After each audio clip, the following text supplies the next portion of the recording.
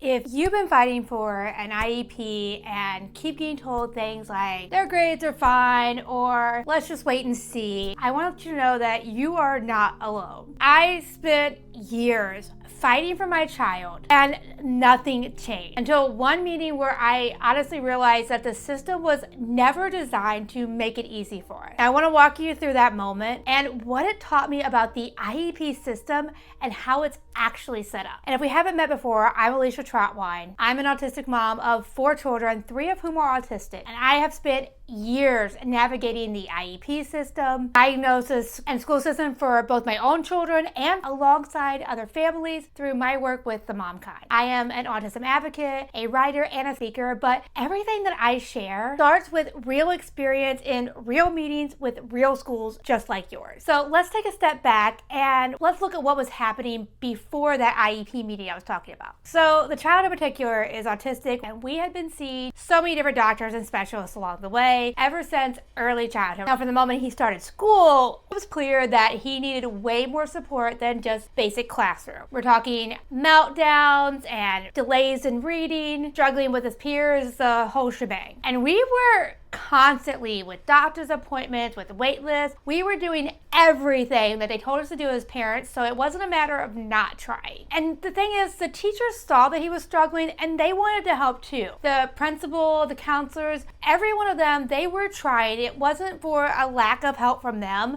And every time that we talked to them informally, we felt heard. They knew he needed more. The problem actually started when we tried to move from we're doing what we can to we need an IEP in place. So we officially got an autism diagnosis at 8 years old. Once we got that diagnosis in place, I immediately went over to school and was like, hey, here's the paperwork diagnosis. I want to get an IEP. And I just told them this. They're like, oh, cool, we'll have to have a meeting. And so I told them this verbally. But we went through the entire process and found that they didn't qualify for an IEP. And I'm thinking, well, if he's struggling so much in school and we're having all these problems, why didn't he qualify? He was missing out on instruction time, needing extra supports, and they were even calling me up to school to come help them with my child at school because they couldn't do it on their own. But yet they said, well, we'll give him a 504. Now we spent over a year with a 504 in place, which on paper looked like support. And a 504 can be supportive in the right situation. But for our son, that gap in support was significant. Now around this same time, we were receiving support services through regional services. It's basically a state-based service here in the state of Missouri that house families with children that have developmental disabilities find resources locally. So for us, it was things like EMAP funding for physical services, sensory tools, help with financial aid for co-pays, things like that. Anyway, our coordinator let me know about a class coming up on special education law because she knew about everything going on with the school that we were struggling with. She was keeping up with that with us. And while this sounded like a phenomenal thing,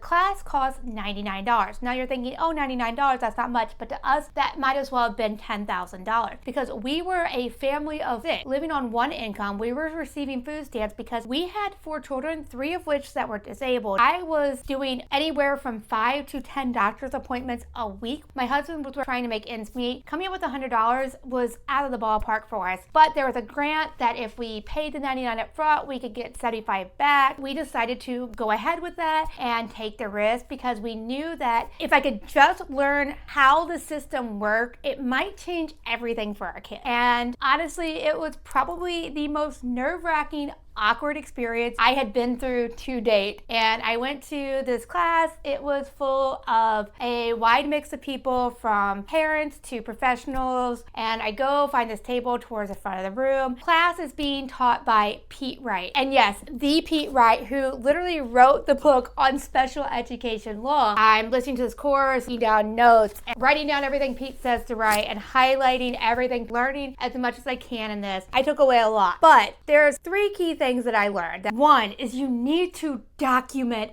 everything written out no matter what. Even if you have a voice conversation in person with somebody, write it down and send an email afterwards just to document everything. Second is that you need to request an IEP in writing, signed and dated by both you and the school. That is so important. And third is that the school has 30 calendar days to set up that IEP meeting. And that is so key. I'll explain that in a moment, but that is something that you absolutely need to know. Now, after that seminar, I went home, I wrote out that formal letter requesting the IEP, because even though I had done it a year ago and been denied, there's nothing saying that you can't request another IEP. And we had now a year of all this time with the 504 and it wasn't working. So I sat down, I included the information I needed, which wasn't actually a ton of information. I'm requesting IEP because XYZ with their specific information. I signed and dated it. The next morning I brought it into the school. I said, hey, I'm bringing this in. I need you to have this dated that you've received it and a copy of that returned. And I waited right there while they returned that to me. Now, when the school district scheduled our IEP meeting, this was towards the beginning of April. They contacted me, we went through everything. The way that the dates fell, I forget what day exactly it was. It was the end of May. They wrote me and said, hey, we're scheduling an IEP meeting. It's going to be August whatever day. And they were pushing it out into the next school year. And not only would that be the next school year, the way that our school district does things, they were going to be going into an entirely different school without support. I contacted not the school, but the special education superintendent and said, called them. I left a message and said, hey, I am looking at the date. You guys have until this date. The law states that you have to do this within this many calendar days, not business days. And I submitted this on this date. I have it signed and dated. Magically, our IEP meeting was scheduled for the last full day of school. And had I not gone to that seminar, had I not known the laws, I would have just believed her. Another thing I wouldn't have known before going to that seminar was that I didn't have to walk into an IEP meeting alone, that it wasn't just the parents that can go. So I requested that my child's therapist, I had her come in as my extra person, just somebody else that could speak for my child, and so I requested she come. I also typed up a list of the accommodations that I was requesting for my child. It wasn't anything crazy, but I knew that in the moment I wouldn't remember what I was looking for. I typed it out, but I also looked at who all was going to be meeting, and I printed out enough copies for everybody. And apparently that's not a normal thing that happens, but when the time came and I handed the list, the person in charge, I kind of handed her list, she said, oh cool, I'll make a copy for everybody. I was like, oh, no need, I have a copy for everybody already, and I passed them out myself. So we get through the meeting and we have an IEP set for the next school year,